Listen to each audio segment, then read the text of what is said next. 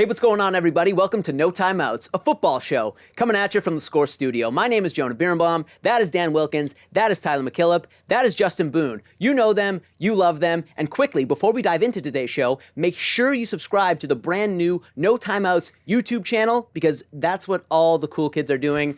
I saw a TikTok about it. I feel very confident in this. Fellas, how about those Jets?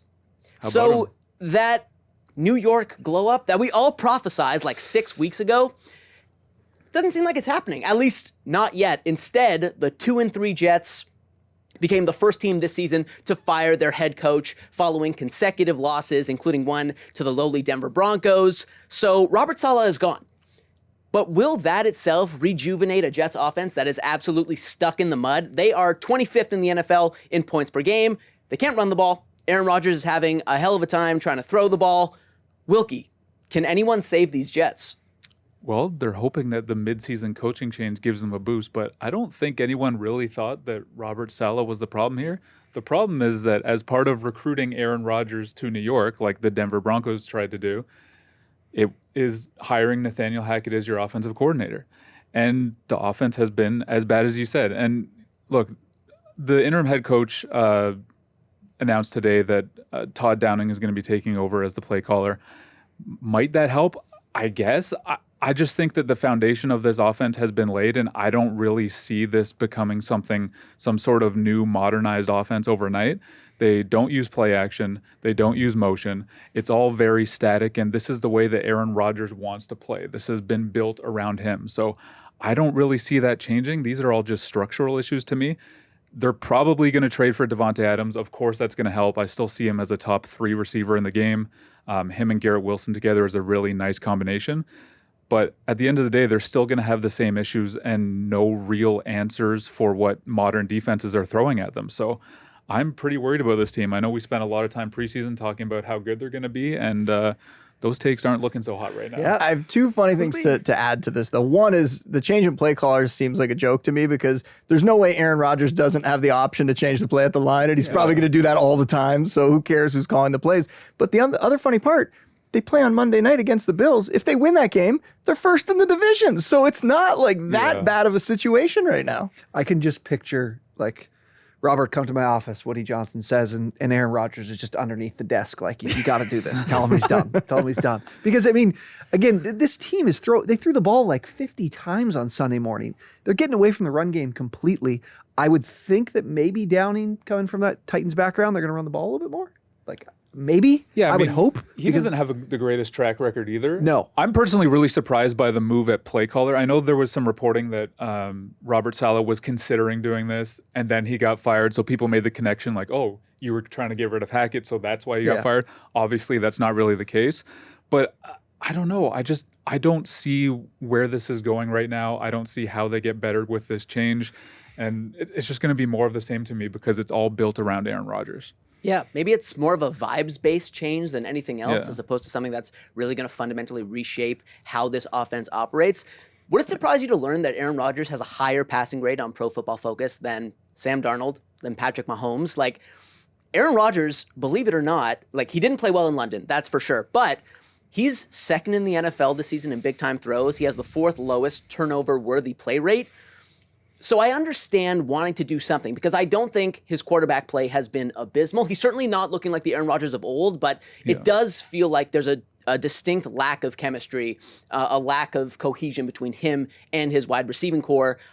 So they need to do something to shift that up. And, is changing the head coach going to affect that change? I don't know, but I appreciate the sense of urgency. They felt they had to do something. And if they win on Monday, they're in first place in the AFC East. So we'll see what happens there. Now, speaking of horrendous quarterback play, Deshaun Watson. Now, his performance through the first 5 games of this season has been not just bad, it's been historically atrocious. You can see up on your screen there, this is a tidbit from Austin Gale of The Ringer. This century, Watson's performance from weeks 1 through 5 in terms of expected play addeds per dropback has been one of the worst in the last 24 years. You really can't say enough about how bad he has been, and consequently, the Browns' passing attack, if you want to call it that, has been arguably the worst in all of football. Tyler, when are the Browns going to bench Deshaun Watson? Not in the year 2024, I would say. This is the worst quarterback in the NFL. He's been sacked the most in the league, despite having the third most time to throw. His yards per attempt is under 5, worse than the league. This is not Kevin Stefanski's decision to be made. Like, this is from ownership. This is a guy making a ton of money that if he's cut, I'm pretty sure the team would incur like $170 million dead cap charge. There are problems. The offensive line is really banged up. This is a veteran roster that can't run the football, and that's been Stefanski's identity and why he's a 2-time coach of the year, but somehow your 2-time coach of the year doesn't get to decide whether or not your quarterback continues to be the quarterback for your team. It's a really interesting situation because I do think that they feel that Watson needs to shoulder this offense and any blame that it's going to be taking throughout the season. And ultimately, like maybe we're going to talk about this later, they spend that first round pick on a quarterback and try to find a way to take a roster that they really like to finally find competence offensively.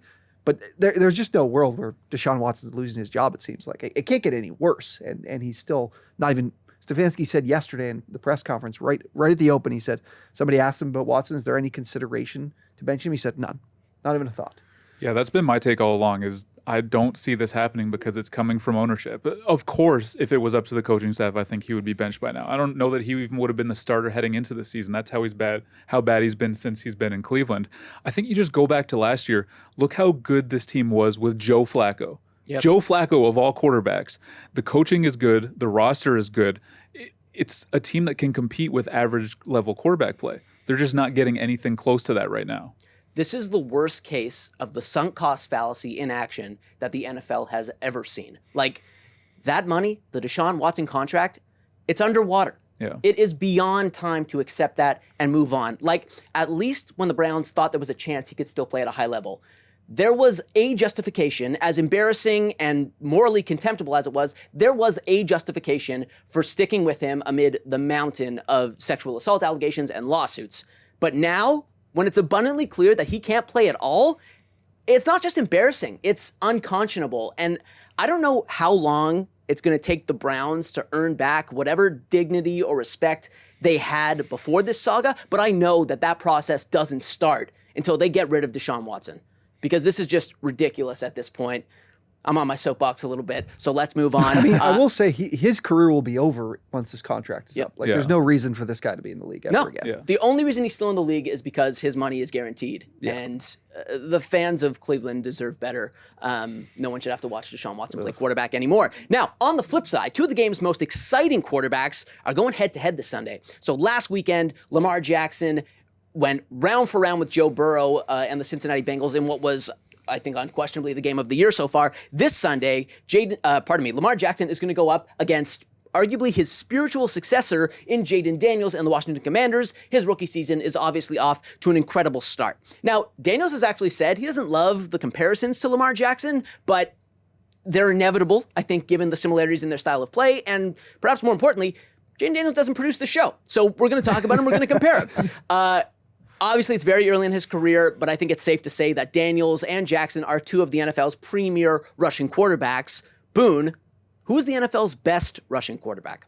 I think we still have to give the nod to Lamar. Like you said, we're only talking about this because they're playing this week, but if you look at what they've done this year, Lamar's rushed for more yards. If you go back and you want to say, okay, well, Daniels, it's early in his career. He's going to become better. He's going to become smarter when he's running the ball. Well, look back to what Lamar did in his first 5 starts. He had over 70 rushing yards in every single one of those games. If you want to talk about who's the better quarterback after 5 starts, maybe you could give that to Daniels because I think he's doing a little more as a passer than Lamar was doing early on. But overall, these guys are great. It's going to be such a fun game to watch this weekend. And we're talking about two of the best quarterbacks in the league, and we're already saying that about Daniels, which is incredible. Yeah, and I mean, look, I'm not advocating for this guy. I just want to put it out there. The season that Kyler Murray has had rushing the football has been incredible. Over 10 yards per attempt. Almost 50 yards rushing per game. I just wanted to throw it out and say he's back in the conversation. But yeah, these two guys have been absolutely insane. Really looking forward to Sunday's matchup. And before we do that, let's play a little game of Would You Rather, all right? So I'm going to give you Jayden Daniels or this quarterback. And this is for the next 3 seasons, okay? So would you rather for the next 3 seasons have Jayden Daniels or Lamar Jackson? Lamar. playoff choker. Oh, Shots fired. Jayden's such a good downfield passer. On that contract, I'll take Jayden. I'm going with Lamar as the deciding vote. Lamar's a top 3 quarterback in the league right No, now. he's so not. let's, No, he's not. 2-time MVP? yeah, Jayden Daniels or Joe Burrow? Joe Burrow. I'll take Joe. I think with the way that Burrow's kind of rebounded now that he's healthy this year, I think it's Burrow still. Jayden Daniels or CJ Stroud? CJ Stroud. I'll take Stroud. Man, this one is actually closer than I thought it was going to be, but I'm going to go with Stroud as well. Jayden Daniels or Dak Prescott? Dak. I'll take Jayden. I'm going to take, for 3 years, we have to remember, for 3 years, I'm going to take Jayden Daniels. I think what he's going to become in the next 3 years will be, and Dak is incredibly underrated. He's a guy that I'm always trying to trade for in dynasty leagues, but I'm going to go with Jayden Daniels and the upside over the next 3 years. Jayden Daniels or Brock Purdy? Oh, no, now you got me interested. If all things are equal, yeah, give me Daniels. The next 3 years, yeah, I would take Jayden Daniels. If I'm taking Jayden Daniels over Lamar, I'm not going to be crazy enough to take Purdy over him. Jayden Daniels for the ceiling. Wow. I would love to see Jayden Daniels in that 49ers offense. Can you imagine what that would look like? But Mr. yeah, Jayden Irrelevant Daniels. continues to get no respect. It's unbelievable. And last one, Jayden Daniels or Caleb Williams? Still Caleb Williams. Woo! Yeah. We're 5 games in here. I think we're getting I love Jayden. I think he's an amazing prospect. I think he's going to be a very good player as we've seen so far, but Caleb is still the best quarterback in that class to me. Yeah, I would probably agree. I'm not quick enough to judge Caleb. I had a lot of high expectations coming into his career. I think, especially when it comes to fantasy, which is obviously my area, you have to be quick to adapt when you get new information. And if you stick with your old takes, it can really put you in a bad spot. I think they're close. I am willing to take Jayden Daniels actually over Caleb at this point, even though I think they're still both going to be really good quarterbacks. All right. We'll see how these takes age come 2027, all right? Meet you When guys we're still back on here. the set, yeah. Yeah, exactly. Speaking of Lamar Jackson, he and the Ravens managed to squeak by Cincinnati last Sunday in that wild shootout, ended with a Baltimore victory in overtime. That put the Bengals at 1-4. Now, their offense looks as dangerous as almost any other in the league, but they're 1-4. Wilkie, can we count them out yet as a postseason team? I'm going to say no, and it's all because of that offense. Joe Burrow is playing some of the best football of his career. They are 4th in EPA per play, and as we saw this week, they can score with anyone. You look back at the losses they've had so far. The first game, they lost to the Patriots. Zach Taylor's teams always do this for some reason. I'm willing to throw that one out. But 2 of the other losses, the Ravens and the Chiefs, those are less concerning to me and more so inspiring and kind of a reminder of what this team can be. They're right there with the rest of the elite teams in the league. I know 1-4 is not the best start, but I might go full Boone here for a second and steal your bit. If you look at the schedule coming up, the next 4 weeks, you got the Eagles, you got the Browns, you got the Giants, you got the Raiders. That looks like 4 wins to me. They could easily be 5-4 after this stretch, and we're talking about them as a wild card team that no one wants to play in the postseason. So the defense does have to be better if they're going to make any noise in the wild card round. But at the same time, I'm not sure that anyone really wants to go toe to toe with this offense. So Wait, don't they have the Giants this week? Yeah, it's the Giants this week. Giants Yeah. this week. The next 2 games are cookies. To me, I think it's really tough the fact they lose that game at home against Baltimore. This defense is just so bad. 1-4 is quite the hole. Yeah. I'm really skeptical as good as the offense is that I don't think you can like it was evident in this Ravens game that they can't really put anybody away because of the defense. So I think 1-4 is quite the hole to come out. There have only been 15 teams since the 1970 merger to bounce back from 1-4 and make the playoffs, and I believe it's been 0 since the 17-game schedule. Correct. Even though the 17-game schedule does afford you a little more opportunity for that. They got a couple. They didn't get Rankins back. I think got Hill back on. They got a couple pieces of the D line back for that Ravens game healthier, and it still didn't work out. Dax Hill's out for the season now. Defense just in shambles. Yeah. And that 15 teams, that equates to less than 6% of the teams that have started 1-4. So history is definitely working against them. It's a huge hole to climb out of, but they're putting a lot of points on the board, and their schedule is really soft the rest of the way. So, maybe they can be the anomaly, the first team since 2021 to climb out of that hole, but they've given themselves no margin for error the rest of the way. Pivoting a little bit. New era is about to begin in New England. After 5 forgettable games with Jacoby Brissett under center, the rebuilding Patriots are set to hand the reins to Drake Maye, their QB of the future, the 3rd overall pick in the 2024 NFL Draft. T, is this the right call to give Maye the starting job? This just makes no sense. It doesn't make any sense. The Houston Texans were going to start Drake Maye when we were allowing a 46% pressure rate on the season to Jacoby Brissett, who, mind you, like, this pressure rate in and of itself is not like Brissett's holding on to the ball a ton. Like, he's not like Deshaun where he's just not getting the ball out with any confidence. This team's 46% pressure rate is dead last in the league. The next closest team is like 40%. So this is way higher. Houston's got a great pass rush. So I did a bit of a deep dive on all the quarterbacks that have been drafted in the first round in the last decade. There's been 29 of them. 23 of them have started at least 7 games or more in their first year. There's only been 6 quarterbacks that haven't. Those were Deshaun Watson, Pat Mahomes, Jordan Love. Anthony Richardson's technically on this list too, but that was with an injury. And then Trey Lance, and I'm missing one more. But regardless, the hit rate there is there isn't really a formula that says, roughly both are around 50-50 as to whether or not these guys truly work out. Up to you what you think of guys like Daniel Jones or Carson Wentz and whether or not those teams technically hit on those guys. I am one to think that really the formula is all about how good is the roster you're playing with as to whether or not you can succeed. And this gives me Josh Rosen vibes. Drake Maye, I think, is a great quarterback. I really liked him as a prospect, but this roster's terrible. Yep. Like, the offensive line is atrocious. There's not a lot of skill position players to get the ball to. Josh Rosen came and played for the Cardinals in that first year and had no business. I think he was the 5th quarterback off the board, but was technically a top 10 pick. And the Cardinals are happy. They moved on to Kyler Murray the next year. And this gives me that vibe, even though I really like Drake Maye as a player. I just don't see any position where he can succeed, and I don't understand the timing of it. Like, why are we going to play him in a difficult stretch like this one? Find a time to be able to play him in some softer matchups as opposed to this one. So I agree with some of the things you said. One thing that I want to mention, though, is I heard a lot of people say similar things about the Houston Texans before C.J. Stroud started there last year, about the Commanders roster before Jayden Daniels came out. So I mentioned this in Start, Sit, Stash, Quick because I talked about Drake Maye as a stash, in part because of the rushing ability, right? Like, for fantasy, that could be huge. Just, can he give them that spark? Can he kind of help elevate guys on that offense, which Brissett definitely wasn't doing? And I know the offensive line is really bad, but sometimes you get a little bit of that rookie magic. A guy comes in, he's better than people realize, and he starts to help some of the other pieces come out, like Jalen Polk or some of these other guys they have on that offense who really haven't been able to do much with Brissett out there. So I'm a tiny bit hopeful that things will be better, but I do agree with you that it's going to be a very tough situation. I don't think this is going to turn them into a winning team or any sort of playoff contender. It's just going to be him getting reps out there, and hopefully he can improve as the season goes along, and then next year you can make some more additions and maybe be competitive at that point.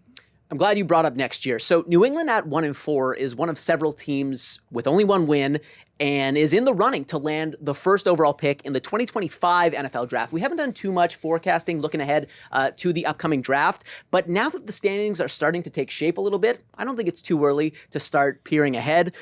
The wrinkle here is that New England and several of the other teams in contention to pick 1st overall seemingly have their quarterback of the future. They're set at the quarterback position, which could make for a weird draft where someone's trading for the 1st overall pick or no quarterback goes in the top 5, or it seems like it could be a bit of a wonky draft. Boone, what do you make of what could be a pretty unconventional 2025 NFL draft? That's the fun of it, right? We got a bunch of teams that have 1 win. We have the Raiders that I think are at 2 wins, but sorry, Wilk, I always point out the Raiders being bad, but I think they're going to be in the mix with some of the decisions they've made recently. They'll probably have a chance at a really high pick there. And this draft, it's not necessarily as QB top heavy as some other drafts have been, but there's guys like Shedeur Sanders and Cam Ward and some others. I mean, we can go to our NFL draft guru here, Wilkie, to talk about some of those guys. We always see the quarterbacks get pushed up the board, but yeah, we think the Bengals might be able to get out of this area, but teams like the Jags with Trevor Lawrence and the Rams with Matt Stafford, and I'm guessing the Patriots think they have the guy in Drake Maye. if they end up at the top, will they trade out of those spots? Will some of them decide that maybe it is time to take another quarterback? I think if we're trying to guess who's going to pick first, and I want to hear what everybody thinks, who they think is going to finish last and get a chance to pick first next year, it probably, in my mind, comes down to the Patriots, the Browns, and the Panthers, I think, are probably like the favorites for that spot. And to me, and we've already touched on it, if the Browns keep starting Deshaun Watson, I think they probably have the best chance to pick first overall. Yeah. They're like 10-point dogs to the Eagles this week. There's not a lot of scenarios where they can win games. I thought the Commanders game wasn't a bad opportunity just because their defense is so good, but eventually your defense just stops giving a damn when you can't put any points on the board. For sure. So in the event that they end up with the first overall pick, they got to take a quarterback, right? Yeah. If they're a top 5 pick, like you don't think a quarterback's going 1 this year, do you? I mean, it's definitely possible. There's no like Caleb Williams at the top of this draft, or CJ Stroud, or even Jayden Daniels. But I think we do this every year where we look to the next one. We're like, oh, the next draft isn't very good, or we overhype the next draft. And there's still a lot of time in this season for draft evaluations to work themselves out. I still think that Carson Beck will probably kind of edge toward the top of this next draft. I do think it'll probably be the Browns if they continue to start Watson, but that sucks. Like, they don't deserve that to me. Like, I know. They did this. They traded for him when they did, obviously extremely controversial, gave him the contract they did, gave up all the picks, and now they're just going to use that to walk into the first overall pick. I hope they win a couple games because they don't deserve that. I mean, I don't think the Panthers deserve it either after the terrible trade. And well, that was my question. I think the they've Panthers earned are it. more They don't interesting. deserve it, but they've earned it. If Carolina ends up with the first overall pick, are they taking a quarterback 2 years after taking Bryce Young? I would think so for sure, right? yeah. And then you just try to dump Bryce Young for a day 2 or 3 pick and just... Well, we talked about this. Their roster's terrible. Like, I don't think they should reach for one. I feel like they should just be looking at the best player available. Like, there's no real great spot in their roster. They're decimated on the D-line. I've just always been of the opinion that if you have a chance to take a quarterback at the top of the draft, you probably just need to do it, because if you're going to go into the next season thinking you've improved here, here, and here, and then you're going to be a 500 team, well, then you're not going to have a chance to take a quarterback the next year. That's so a really good point. I do think that if you're at the top of the draft and you don't have one, even if this isn't the strongest quarterback class, you might as well take a swing on Carson Beck or Shadur Sanders or whoever ends up at the top. But yeah, I think Browns and Panthers right now, and yeah, I'd be taking a quarterback for both of those teams. Don't discount the Patriots, though. Like, they have looked terrible, and Drake Maye, to your point, has not really been in a position to have immediate success. So we'll see. We'll see with that race to the bottom. All right, fellas, we're 5 weeks in. I'd say it's officially not too early to look back at some of your preseason predictions and take stock of what you accurately forecasted and where you maybe missed the mark a little bit. It's accountability time, fellas. So we're looking at our best and our worst preseason predictions. Let's start with the less prescient one so that we can end this segment on a high note. Wilkie, we'll start with you, man. What was your worst preseason take? You know, I was buying the hype a little bit on the Chiefs offense. You know, they added Xavier Worthy, they added Marquise Brown. I thought we were going to go back to that big play machine that we had at the beginning of Patrick Mahomes' career. Obviously, that has not worked out like that. So I believe during our bold prediction segment, I said that Mahomes was going to break the all-time touchdown passes record. Well, he's got 6 touchdown passes so far, so it's safe to say that's not going to happen. Injuries were a factor here, obviously, but I also didn't really account for the defensive resurgence we've seen this season. You know, teams are really throwing a lot of new things at offenses, and they don't really know how to handle it. I think that there are still opportunities for big plays in the passing game. You even saw it, like Joe Burrow can still push the ball downfield. You can do that against these defenses, but the Chiefs are kind of shying away from it more than anyone. Patrick Mahomes is actually last in the league in air yards per attempt. That's crazy. You know, he's going to make it work for himself because he's Patrick Mahomes. They're undefeated, so it's hard to have too many complaints, but he will not be breaking the all-time passing touchdowns record. So bad take from me. Mahomes is kind of doing like the Brady thing from some of the Patriots years, right? Where he just takes what they give him. Yeah. He's not throwing the ball deep, but he's just continuously doing these long drives, and it's successful. And why not continue to do it? But one thing that's really funny, I brought this up on the podcast, on the Score Fantasy Football podcast yesterday, that when Brady was in those years, I would rank him low for fantasy. and people would give me such a hard time. I don't know if they didn't realize how fantasy works or if they thought it was a straight up quarterback ranking. How could you have the GOAT as the quarterback 12 on the week? He should be quarterback 1 overall. And I'm getting a little bit of the same right now with Mahomes because he's down in like around QB 12, QB 13. He's kind of more of a high end QB 2 for fantasy.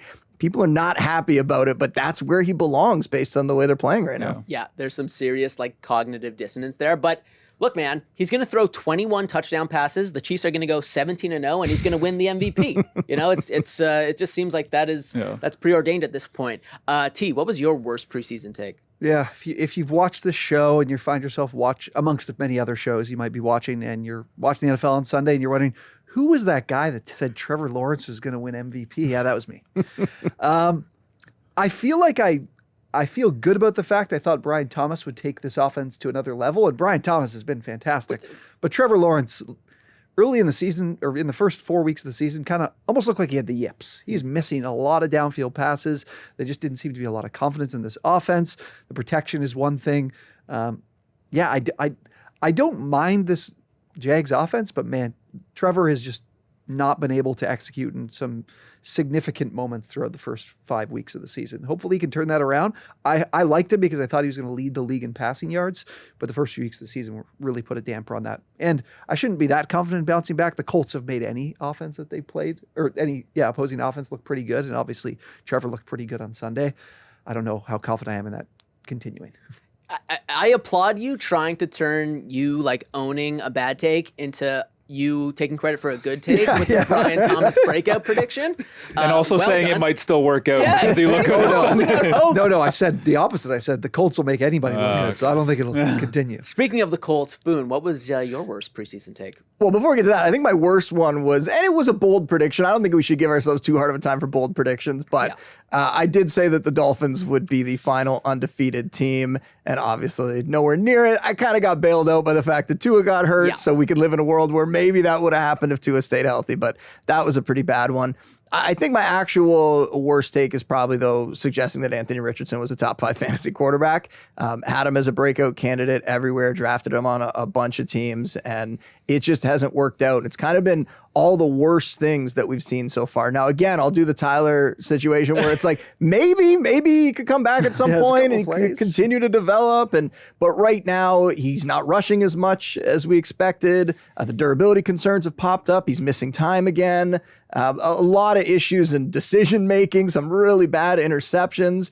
And then the flip side, we've seen these flashes of incredible throws that he's made. So it's all still there, but it hasn't happened. I've seen him dropped in a bunch of fantasy leagues. I don't know about you guys. So yeah, I'm a little worried about that. The matchups are easier the next couple of weeks, but we don't know when he's coming back. Is he going to be back this week for the Titans game? Are they going to stick with Joe Flacco for a little bit here and let Richardson get healthy? So yeah, that was a pretty bad one right now. He's a guy that you're definitely not starting in fantasy until we see him do it. Look, man, 1 week in, you looked like a genius, right? He had 2 touchdowns in the air, 1 on the ground. Wilkins was demanding that we get the footage. We put the footage on the show to watch. Look, I don't know about fantasy this year, but I still believe, like, long term, I'm still in. You can't get me off that. The tools are there. Hey, Flacco had a good game on Sunday, though. He's had 2 good games in a row. Yeah. The ageless Joe Flacco. And I will say, I wish someone dropped Anthony Richardson in my league, which is a super flex league, 2 quarterbacks. I just picked up Aiden O'Connell. Aiden O'Connell! What are we doing here? Anyways, Boom. Okay, let's flip it because you guys had some really prescient, really good calls as well. Boom. What was your best preseason take? You had asked me about Malik Neighbors at one point, and there was some talk that like at that stage of the preseason, he was like a 5th round pick in ADP. And I was shouting from the rooftops that I thought he should have been going at the end of the 2nd or the early 3rd round. I didn't really understand why there was such a big gap between Marvin Harrison Jr. and him in ADP. So I expected that we were going to see an incredible rookie season from him. We knew he was going to get the volume. The talent was there. It's all come together. I know a couple people questioned when I took him in the 3rd round of the score league. That's worked out, even though I know he's got the concussion issue and he's in protocol right now. Hopefully he can clear that this week. That's not his fault at all, of course. We're not going to dock him for being hurt. But yeah, Neighbors just being an incredible fantasy pickup, a great value, a guy who's going to be one of the best receivers for a long time in the league, and a guy who is already arguably one of the best receivers in the league. Yep, definitely. When we were talking about his ADP, I remember the first time we brought him up, big reason why I have him in two or three of my fantasy leagues, and he's crushing it. Yeah. He's been unbelievable. Exceeded every expectation, especially with Daniel Jones as his quarterback. Like it's been crazy how good he's been. He wasn't out there for me last week, but I did get a big win over Wilkie in the office league last week. I knew he was going to drop that. It was quite the regular season matchup. We were both like, it was a bit of an arms race. We were doing all kinds of shady moves to try to beat each other. I picked up the last kicker to try to block him from getting a kicker. It was like a playoff fantasy matchup, but for some reason it happened in week 5. So I'm sitting there on Sunday working. I've got other things to do, and I see that he picks up the kicker I was waiting for Monday night. And I was like, all right. I go and trade for the other kicker from the Monday night game because the guy who had him had already pretty much won his matchup. So Boone was trying to get out in front of me, trade for him, and stash him on his bench. God, damn. It didn't matter in the end, but I thought I was making the move, and he actually one-upped me by making the trade for the kicker on Monday night, but it didn't make a difference. I got the win. Real clash of the Titans. But look, I mean, you go up against the king, that's... you best not miss. Oh, I did miss. No shame in losing to the best. There's no shame in losing to the best. T, what was your best preseason take? I won't spend too long on this. Jayden Daniels to win Offensive Rookie of the Year, I feel the best about for sure. It was really down to his ability to affect the game, both with his legs and his arm, and this defense not being too good. Been fantastic. I think I wouldn't say has it locked in by any means, but I mean, well on his way. Yeah, he's the odds-on favorite. Wilkie. Well, first, honorable mention a couple weeks ago, I guess maybe we're shortly into the season, and you had said something about how the Commanders could be a playoff team, and I said that they're going to be closer to the number 1 pick than they were to the playoffs. Yeah. That's not looking too good so far, but there's still a little bit of time. Mine was, I brought it up last week, I just thought the Vikings were going to be fine with Sam Darnold. Yep. That has worked out. I didn't know they were going to be this good, but there was just so much panic about the Vikings season when J.J. McCarthy went down. I didn't really get it. I thought that Darnold was always going to be the starter. I thought he had the chance to be a totally fine one in this perfect system for any quarterback, really. And that's kind of how it's worked out. I think that he's going to have his occasional bad game. We saw it against the Jets. He'll have some turnover issues, but the system is just too good, and it's set up so nicely for any quarterback to jump into, and he's been great, and they're still undefeated. So here's a good question for you. When I was going through those quarterbacks, the 29 quarterbacks that go in the first round, and whether they were busts or not, would you call Sam Darnold a bust? I think he was a bust for the team that drafted him. So he was a bust, but I think that just speaks to a bigger point of the way that we look at quarterbacks, right? If it doesn't work out in the first however long, this guy sucks, and it's not about the environment that he was put into. Yeah. Sam Darnold has never had anything like he has right now, and he's thriving. So maybe that ends up being the case with Bryce Young. I think a lot of us probably doubt that at this point, but we can't rush to judge these guys when they're thrown into such bad situations. 5 or 6 years from now, Bryce Young is going to be a starter, and he's going to be playing well in somebody's system. He is going to be doing so well for the Montreal Alouettes. It's going to be crazy. He's going to lead the league in rouges or whatever. Great stuff, fellas. Before we take off, you know the drill. A little bit of trivia to send you home with. This week's question was inspired by none other than King Henry. Derrick Henry, at the age of 30, just surpassed 10,000 career rushing yards. Can you name the other 9 running backs that racked up more than 10,000 rushing yards and 75 rushing touchdowns before turning 31? Now, you guys know the rules. You get one wrong, you're out, and I'll give it to you one more time.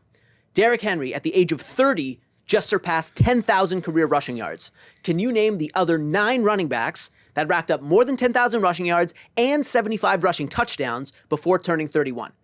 Now, so far, I think we've gone, you've had a first pick, you've had a first pick. T, you have the privilege of going first this week. Before turning 31, that makes it a little more difficult. 10,000 plus rushing yards, 75 plus rushing touchdowns before turning 31.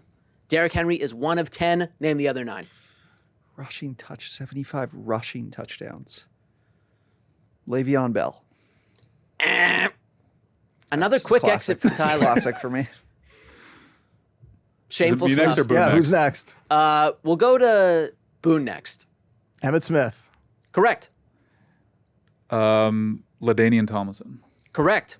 Barry Sanders. Correct. Priest Holmes. No? Afraid not. Wow. Let's take a quick gander at what Priest Holmes did through his age 30 season. Bear with me. Am I not going for the win here? You are. I just want to know. Priest Holmes, through his age 30 season, for his career, for Priest Holmes' career, he didn't have 10,000 rushing yards. Oh, news to me. Which is shocking.